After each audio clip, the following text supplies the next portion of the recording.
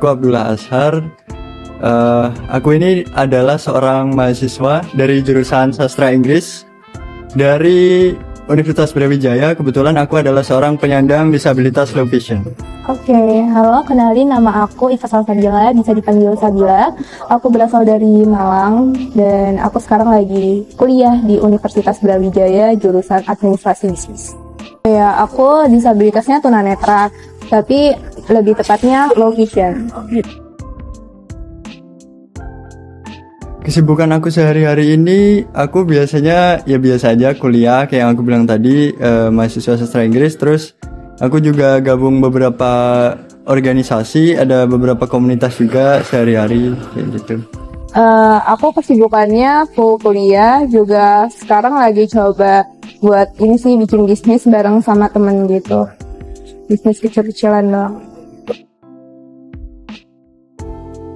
Nah, kalau dalam kasusku sendiri, dalam mengakses kegiatan belajar itu, aku biasanya nyari materi-materi di internet atau enggak cari jurnal-jurnal juga, terus aku convert ke dalam bentuk audio, terus nanti bisa langsung aku dengerin aja gitu.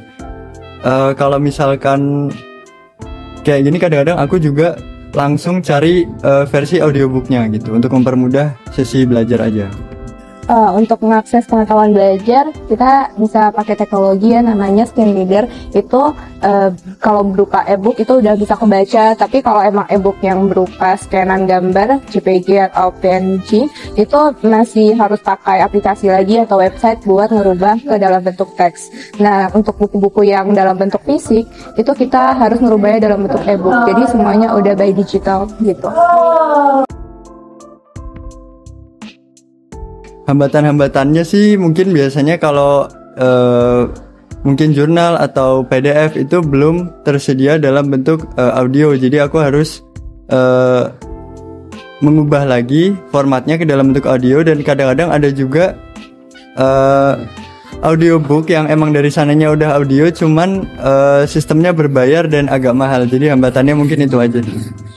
Kalau aku sendiri buat perkuliahan itu agak sulit mengakses hal-hal yang misalnya kayak angka-angka. Nah, angka-angka itu sebenarnya kebaca, tapi ada beberapa tabel yang emang apalagi dalam bentuk fisik terus diubah jadi bentuk digital itu beberapa agak susah, kayak tabelnya nggak bisa kebentuk, jadi yang kebentuk cuman teks-teksnya aja. Nah, itu kan mempersulit ya. Nah, kalau bisa semuanya dalam bentuk digital. Belum lagi di kampus beberapa tempat itu jarang adanya Golding Block. Golding Block itu yang lain kuning buat teman-teman tunanetra biar bisa jalan sendiri. Nah, kalau di kampus itu masih jarang. Kalau ada pun mereka kayak ujungnya nggak tahu kemana, ujungnya nggak ada ujungnya gitu. Itu aja sih. Kalau harapan untuk kedepannya sih, harapanku banyak jurnal atau buku-buku yang mungkin bisa dibuat dalam bentuk audio untuk memudahkan teman-teman penyandang disabilitas yang berhubungan dengan penglihatan lainnya gitu. Kalau dari harapan aku, semoga kedepannya buku-buku itu ada bentuk e-booknya dan bisa keakses untuk teman-teman tunanetra, dan juga untuk mobilitas sendiri diperbanyak lagi buat Golding Block-nya dan diperspesifikin lagi ini ngarahnya kemana, atau dikasih patokan penanda-penanda walaupun bukan Golding Block, tapi at least ada penanda yang bisa ngarahin kayak ini kita udah ada di mana kayak gitu. Ya, pesan-kesannya kegiatan Temali ini menarik banget sih, karena nggak hanya membahas soal disabilitas, kita juga membahas soal perspektif dan stereotip dari beberapa kalangan yang berbeda gitu. Jadi aku dapat insight baru, pemahaman baru, sama bisa ngelihat perspektif orang-orang yang lain juga gitu. Kalau aku sih kayak seru banget sih, karena di sini kita bisa diskusi kayak brainstorming tentang teman-teman yang lain, bukan soal disabilitas aja tapi soal inklusivitas. Jadi kayak dari teman-teman marginal yang terbelakang itu bisa tahu keadaan mereka di luar sana dan bisa ngebangun ngebawa isu inklusivitas ini semakin meluas biar orang-orang di luar sana kayak memahami hal-hal yang masih dianggap stereotip dan ngebuat pihak-pihak tertentu itu merasa direndahkan gitu.